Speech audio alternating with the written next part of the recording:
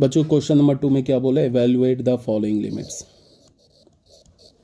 ए में क्या बोल रहा है, ए में बोल रहा है limit x is approaching towards 1 3x square plus 4x plus 5, हमें ये लिमिट निकालना है।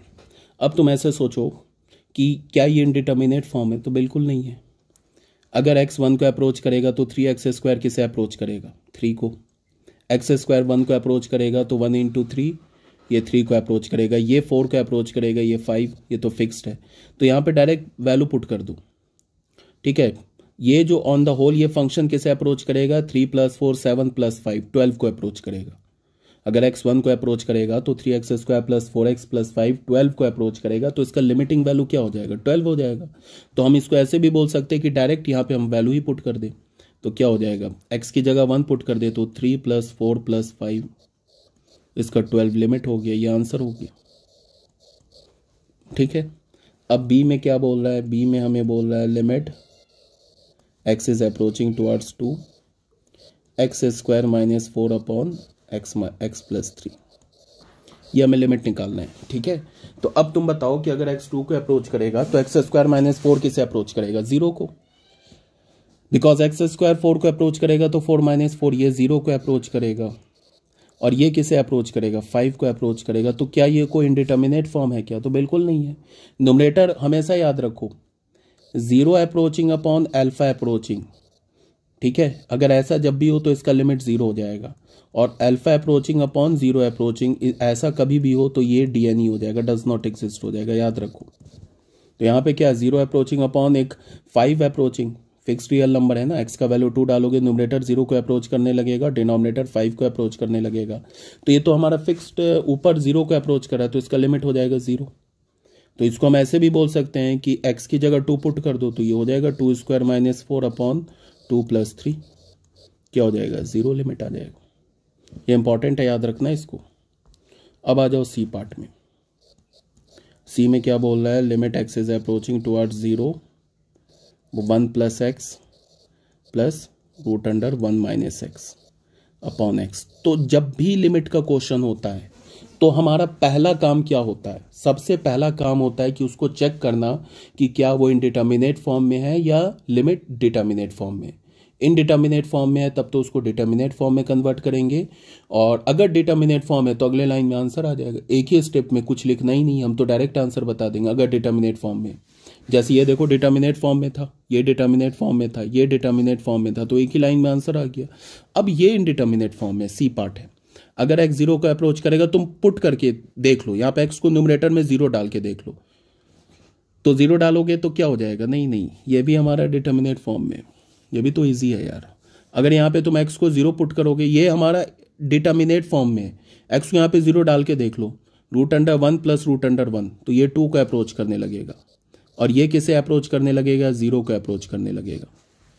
तो जब भी ऐसा सिनेरियो हो जाए तो क्या हो जाएगा, इसका लिमिटिंग वैल्यू क्या होगा बताओ।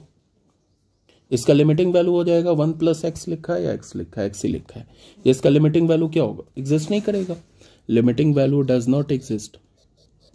बट अगर क्वेश्चन ऐसा होता, मेरी बात को सुनो, क्वेश्चन हमारा ऐसा होता, limit x is approaching towards 0 root under 1 plus x plus root under 1 minus x upon x plus 1, ऐसा क्वेश्चन होता।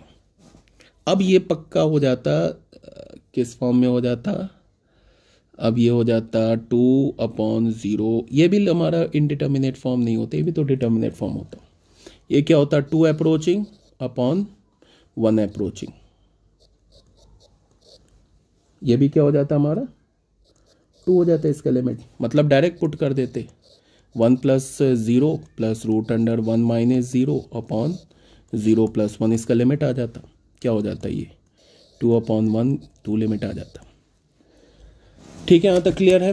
अब हमारा ये जो डायरेक्ट सब्स्टिट्यूशन है, ये कभी ऐसे पूछेगा नहीं, ये सब क्वेश्चन कभी पूछ सकता है एनसीईआरटी में, वो 2-4 क्वेश्चन हो, बट ऐसे कभी देगा नहीं, इसका कोई मतलब नहीं है डायरेक्ट लिमिट कैलकुलेट करने का। अब हम लोग सेकेंड जो फॉर्म है हमारा फैक्टराइजेशन फॉर्म, उस पे आते हैं। यहां से जितने भी तुम्हें लिमिट के क्वेश्चन मिलेंगे वो किस फॉर्म में मिलेंगे तुम्हें, इनडिटर्मिनेट फॉर्म में। फर्स्ट हमने कर लिया डायरेक्ट सब्स्टिट्यूशन, अब आ जाते हैं हम लोग सेकेंड फॉर्म में। हमारा क्या है, सेकेंड जो फॉर्म है वो है फैक्टराइजेशन मेथड।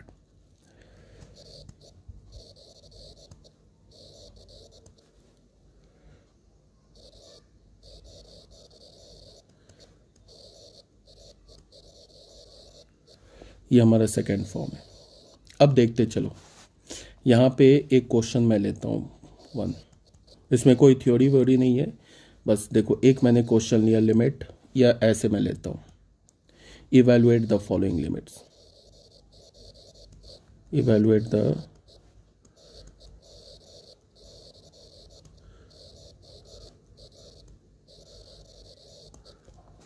मैंने इसका फर्स्ट पार्ट ले लिया, limit x is tending towards 2 x square minus 5x plus 6 upon x square minus 4।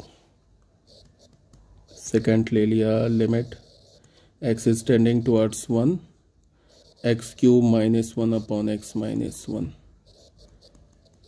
Third part ले लिया मैंने,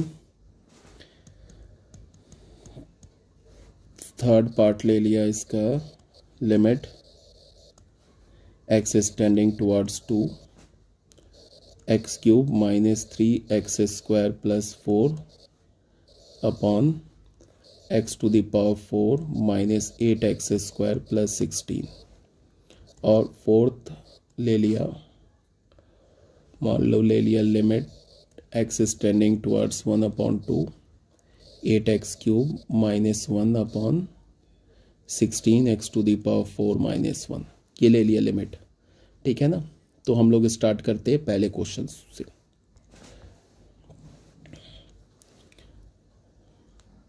सॉल्यूशन करते हैं।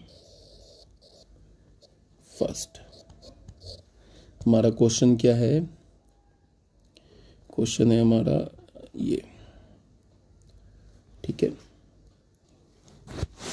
बच्चों। सबसे पहले क्या करेंगे, ये चेक करेंगे वेदर ये इनडिटर्मिनेट फॉर्म में है या डिटर्मिनेट फॉर्म में, सबसे पहले करेंगे। तो ये हमारा इनडिटर्मिनेट फॉर्म में, अगर x 2 को अप्रोच कर रहा है तो न्यूमरेटर किसे अप्रोच करेगा, 0 को। कैसे पता चला, यहाँ पे 2 डाल के देख लो। 4 माइनस 10 क्या होगा, -6 + 6, ये 0 को अप्रोच करेगा। डिनोमिनेटर भी 2 को 0 को अप्रोच करेगा। एक्स स्क्वायर कहाँ अप्रोच करेगा, 4 -4, तो ये भी 0 को अप्रोच कर रहा है। तो ये कौन सा फॉर्म हो गया, 0/0 फॉर्म हो गया, ठीक है। तो सबसे पहले हम लोग क्या करेंगे, न्यूमरेटर और डिनोमिनेटर को फैक्टराइज करेंगे। अगर x 2 को अप्रोच कर रहा है, या फिर हम ऐसे बोल दूं कि x² - 5x + 6, ये जो इस फंक्शन को अगर मान लो मैंने gx फंक्शन बोल दिया, और यहां से क्या हो गया, हमें क्या पता चला, g(2) 0 है। दिस इंप्लाइज दैट क्या होगा, x - 2 is the factor of किसका, gx का। तो अगर gx फंक्शन को x - 2 से डिवाइड करूंगा तो कंप्लीटली डिविजिबल हो जाएगा, करके देख लो।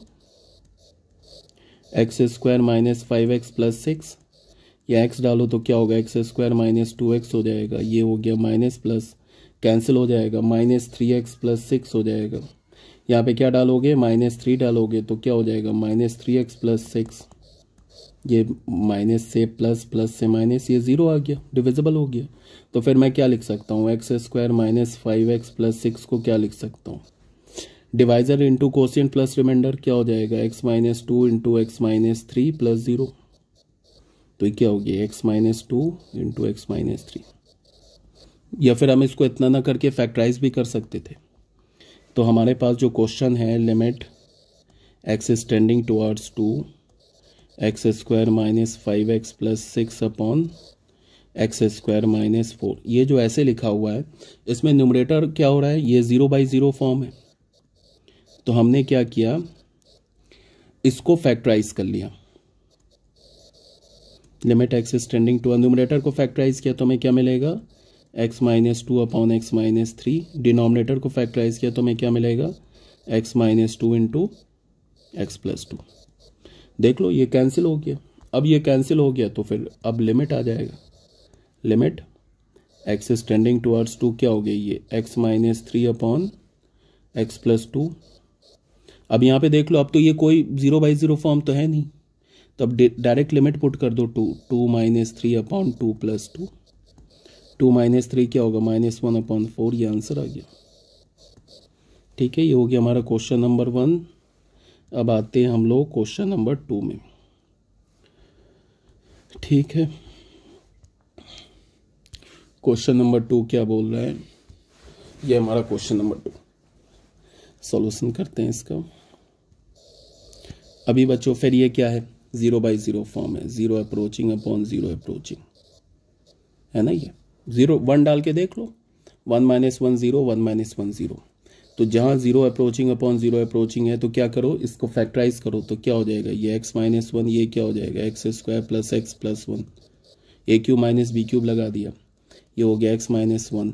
अब ये कैंसिल हो गया, तो हमें क्या मिला, limit x is approaching towards 1, x² + x + 1। अब कोई दिक्कत वाली बात है नहीं। अब ये तो हमारा इनडिटर्मिनेट फॉर्म से डिटर्मिनेट फॉर्म में कन्वर्ट हो गया, तो 1 पुट कर दो, तो 1 + 1 + 1, तो 3 इसका आंसर हो गया, लिमिट हो गया 3। हो गया सॉल्व। अब आते हैं थर्ड क्वेश्चन में। थर्ड क्वेश्चन, ये सब तो बिल्कुल ABCD टाइप क्वेश्चन है, बिल्कुल इजी क्वेश्चन है। यहाँ पे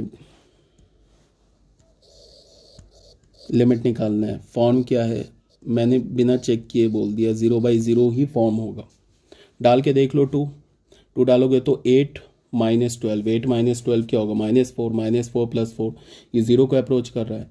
डिनोमिनेटर यहाँ डालो तो क्या होगा, 16, और यहाँ डालोगे 4, तो 16 और +16 32, और यहाँ डालोगे 4 तो क्या हो जाएगा, -32। 0/0 को अप्रोच कर रहा है। तो हमें करना क्या होगा कि हमें पता चल गया क्या कि ये जो न्यूमरेटर है ना, इसका भी एक फैक्टर हो गया x - 2, और डिनोमिनेटर का भी एक फैक्टर हो गया x - 2। तो न्यूमरेटर और डिनोमिनेटर दोनों का फैक्टर हो गया x - 2, तो न्यूमरेटर और डिनोमिनेटर को पहले तुम x - 2 से फैक्टराइज, ये डिवाइड करो।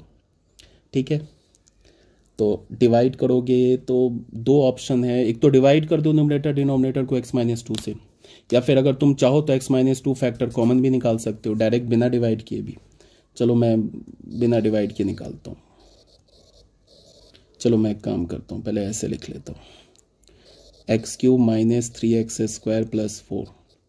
यहाँ मुझे पता है कि इसका एक फैक्टर x - 2 है, तो उसको मैंने लिखा है ऐसे, x³ - 2x², और इसको बैलेंस करने के लिए -x² ऐसे लिख दिया। फिर मैंने लिख लिया +2x, फिर -2x। ठीक है, इसको बैलेंस करने के लिए, क्योंकि यहाँ पे इसको हो गया ना बैलेंस, ये -3x², देखो x, इस 2 से अगर मैं x² कॉमन लूंगा तो x - 2 एक फैक्टर आ जाएगा।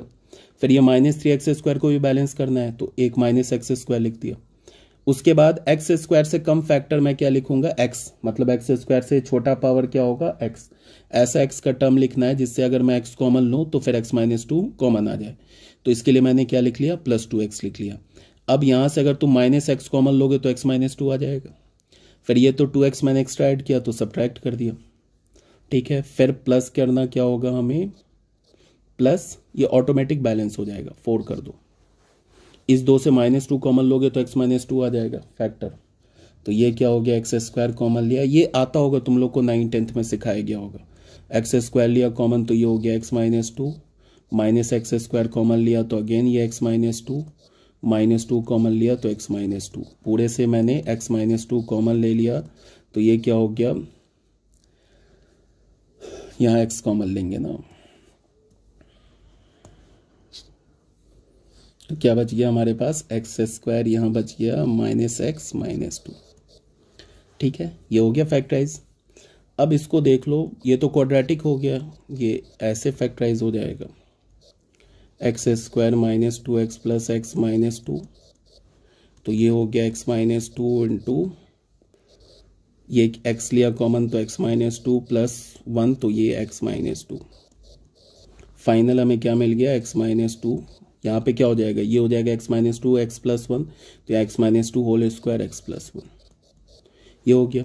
अगर ये समझ में नहीं आया तो तुम क्या करो कि तुम तो डिवाइड कर दो, तुम ऐसे डिवाइड कर दो, x³ -3x² प्लस 4 को किससे डिवाइड करो, डिवाइड कर दो x-2 से, तो यहाँ क्या हो जाएगा x²।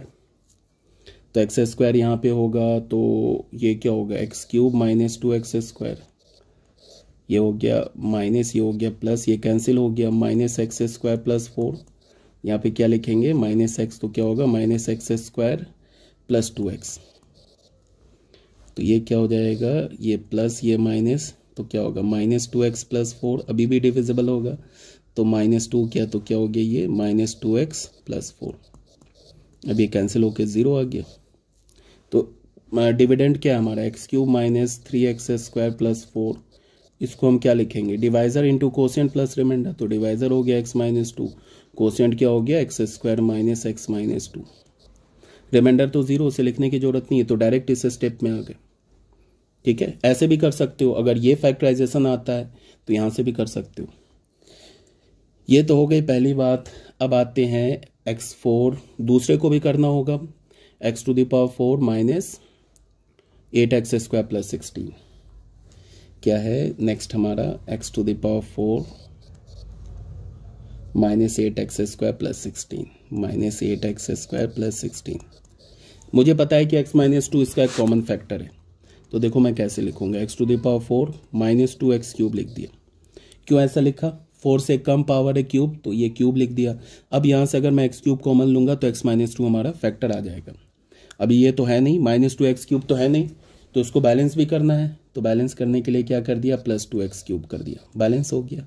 अब फिर मैं x² वाला फैक्टर लिखूंगा, तो माइनस मैंने क्या लिखा 2x, 2 नहीं लिखना होगा, -4x²। ऐसा लिखने से क्या हो गया, अगर मैं इस दोनों टर्म से 2x² कॉमन लूंगा तो x-2 जनरेट हो जाएगा, बट यहाँ पे तो -8x² है, तो इसको बैलेंस करने के लिए -4x² लिख दिया। अब मुझे x वाला टर्म लिखना है, तो x क्या लिखूंगा मैं 8x। क्यों 8x लिखा, बिकॉज -4x, इस दोनों में से अगर मैंने -4x कॉमन लिया तो x-2 आ जाएगा, बैलेंस करने के लिए -8x लिखा प्लस 16, खुद से बैलेंस हो जाएगा। अब यहाँ से देखो x³ मैंने ले लिया कॉमन, तो यहाँ क्या हो गया x-2, यहाँ से कॉमन क्या लेंगे 2x², तो यहाँ पे क्या होगा x-2, यहाँ से क्या कॉमन लेंगे -4x, तो ये बचा x-2, और यहाँ से -8 कॉमन लेंगे तो x-2, पूरे से x-2 कॉमन ले लेंगे तो ये हो गया x³ प्लस 2x² -4x -8। फिर अब आई इसकी बारी, तो इसको भी करना पड़ेगा। अगर तुम्हें ये नहीं समझ में आ रहा है ना, तुम तो फिर डिवीजन स्टार्ट कर दो, तुम तो डिवाइड कर लो। अब फिर x³ अब चेक करना होगा कि इसका फैक्टर है कि नहीं, 2 डालेंगे तो यहाँ पे क्या होगा, ये 8 प्लस 2 डालेंगे तो 4 2 ज़ा 8 -8 -8 बिल्कुल है, देखो 0 हो रहा है, तो इसका मतलब ये जो क्यूबिक फैक्टर आया ना, इससे भी x-2 कॉमन आ जाएगा, तो कोई बात नहीं है, माइनस इसको लिखा 2x², ऐसे लिख लिया। और क्यों लिखा ऐसे, बिकॉज अगर x² कॉमन लेंगे तो x-2 आ गया बाहर। अब इसको बैलेंस करने के लिए क्या किया हमने, प्लस 2x² करेंगे, एक ऑलरेडी 2x² है तो ये हो जाएगा 4x²। अब यहाँ पे एक x का टर्म लेंगे तो इसको लिखेंगे -8x। क्यों लिखा, बिकॉज इस दोनों में से अगर मैंने -4x कॉमन लिया तो x-2 हो जाएगा। अब यहाँ पे क्या हमारे पास -4x है, अच्छा उसके बाद 4x² हो गया, ये मैंने -8x एक्स्ट्रा लिखा, तो +8x करना होगा, तो +8x -4x, ये क्या हो जाएगा -4x, ठीक है, और -8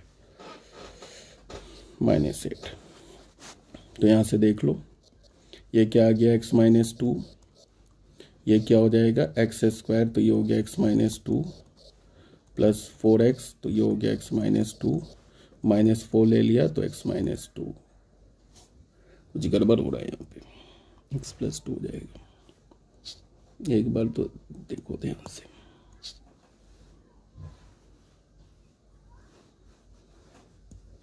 क्या किया मैंने, फैक्टराइज कर रहा हूँ, इसको मैंने लिखा एक्स क्यूब, ठीक है, माइनस 2x² कर दिया खुद से। क्यों? बिकॉज अगर मैं x² कॉमन लूंगा तो x - 2 आ जाएगा फैक्टर। अब यहाँ पे -2x² तो मैंने एक्स्ट्रा ऐड किया, मुझे बैलेंस भी करना है, तो क्या 2x² लिखूंगा और एक 2x² ऑलरेडी है, तो मिलके क्या हो जाएगा 4x²। अब फिर x का टर्म लेना है, ऐसा x का टर्म लेना है जिसमें मैं 4x² और उस x के टर्म में कॉमन लूं तो x - 2 आ जाए, तो क्या होगा -8x, ठीक है, -8x, कोई दिक्कत नहीं है। अब +8x लिखेंगे और एक -4x है, तो 8x - 4x क्या हो जाएगा 4x, ठीक तो था, -8 यही तो था, ठीक तो था यार। x - 2, ये x² लिया कॉमन तो हो गया x - 2, प्लस यहाँ से 4x कॉमन लिया तो ये हो गया x - 2, प्लस 4 कॉमन लोगे ये हो जाएगा x - 2, तो ये क्या हो गया हमारा x - 2, यहाँ से एक x - 2 आएगा तो ये स्क्वायर हो गया, ये क्या हो गया x² प्लस 4x प्लस 4। अब देख लो अगर 2 डालने पे ये तो 0 नहीं आ रहा है तो बस इतना छोड़ दिया। अब देखो फाइनली हमारे पास लिमिट क्या था, क्वेश्चन क्या था, फाइनली हमें इसका लिमिट निकालना था, इसका लिमिट निकालना था, सॉरी, फाइनली हमें इसी का लिमिट निकालना था ना।